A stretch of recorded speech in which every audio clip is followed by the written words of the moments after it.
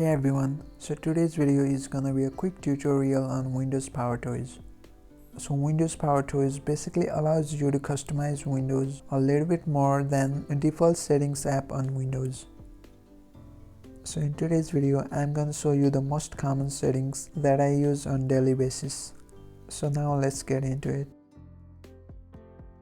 So the first thing you're gonna need to do is to download and install PowerToys. So go to this site and I'll put a link to this GitHub page in the description below. So click the link and download this executable file and install it. Well, I've already downloaded and installed the executable file, so I'm not going to do that again. So go ahead and pause the video and install the application.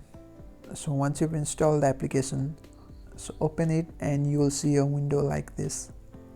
So I'm not gonna go through all these settings, but I'm only gonna show you the settings that I use the most. So the first setting is color picker. So to activate the tool, all you need to do is toggle this button and you can set the shortcut any key you want. So this tool is pretty handy if you're into web development or something like that. So to pick a color, press this shortcut. In my case, it is Windows Shift and C. It is indicating the name and hex value of this color. If you click that, you'll see all the information based on this color. Of course, you can customize the different options from here. So the next tool I'm gonna show you is PowerToys Run. This is similar to Spotlight Search on macOS. Similarly, you can change or set the activation shortcut just like this.